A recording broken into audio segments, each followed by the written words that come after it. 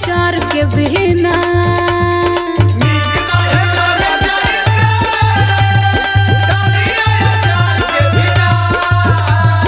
नीक नहीं लागे जैसे दलिया अचार के बिना। देवर भावे ना होलिया भतार के बिना।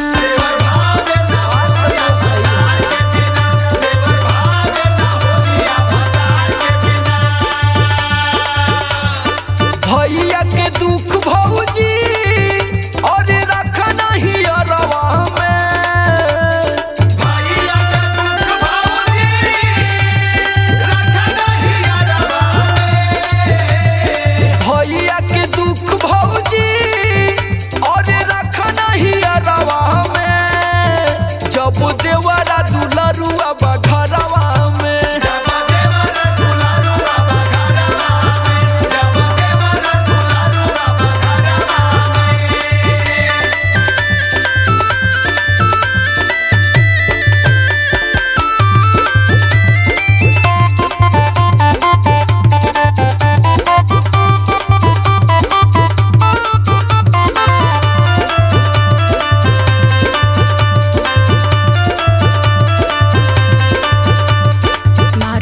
झकोर जब फगुनी बजरिया बोले हमार पिया पिया उड़ के अचरिया।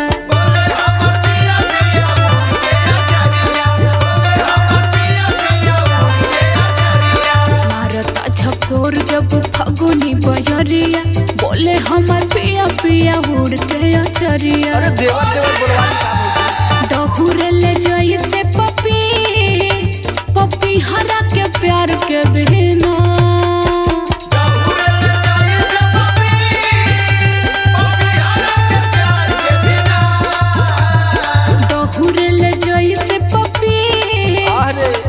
हरा के प्यार के बिना। देवर भावे ना होलिया भतार के बिना।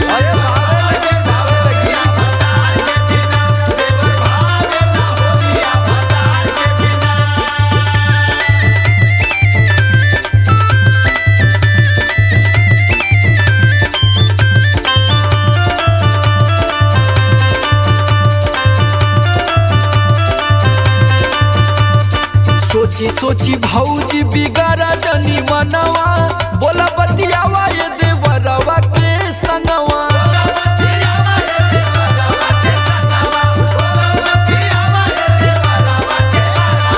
सोची सोची भौजी बिगाड़ा जनी मनवा। बोला बतियावा ये देवरवा के संगवा।